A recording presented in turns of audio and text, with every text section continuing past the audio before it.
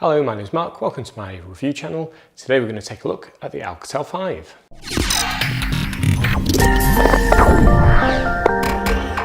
The 5 represents the very best of Alcatel. It has a nice 5.7-inch display which looks fantastic. It feels great in the hand. I love the redesign. I think this is the best looking phone Alcatel have produced for a long time.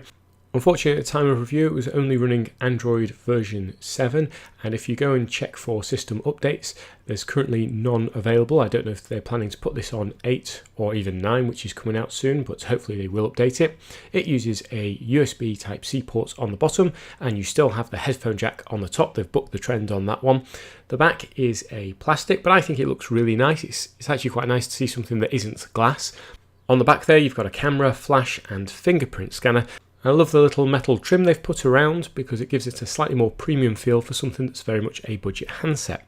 The fingerprint scanner on this is really good. Once you've got your finger programmed in, it unlocks the phone very quickly.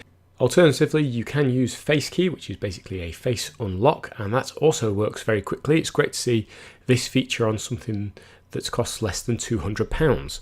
In terms of the camera, I took it out and about, took some Instagram shots, and overall they were okay. The colours weren't quite as punchy as I might have hoped, but I think considering the price, you're always going to get a slightly poorer quality camera compared to top-end handsets, but I think it does the job quite nicely. I love the styling of this. It looks a little bit like an Xperia XA1, and you have actually two cameras on the front, and that allows you to switch to a wide-angle mode. It will do that automatically if it detects multiple faces, or you can trigger it and take your own shots. So there's narrow and there's wide. So you know I love a good comparison test.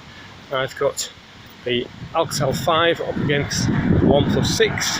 Which do you think looks best, the one on the left or the one on the right? I'm walking down quite a busy road, so there should be some background noise. So here's the audio on the one on the left. Can you hear me nice and clearly?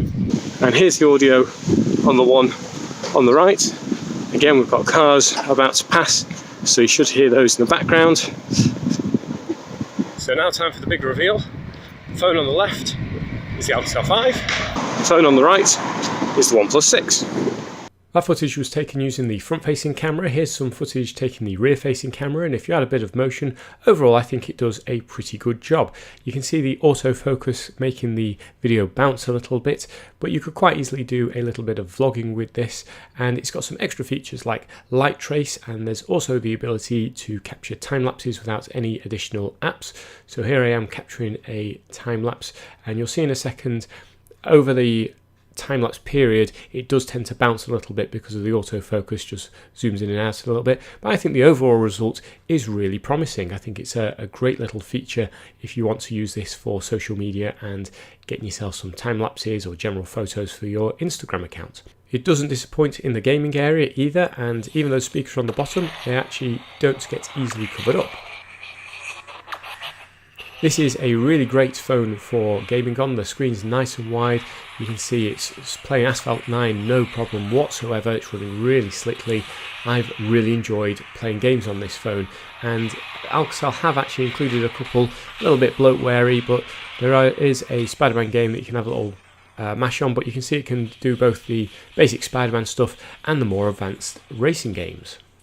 There's a huge amount to like with the Alcatel 5. Especially the price, considering it's less than £200 at the time of review. You're getting a really nice phone. It feels great in the hands, looks a lot more premium than you'd expect, and features lots of extra technology that you'd normally get on much more expensive handsets, such as Face Unlock.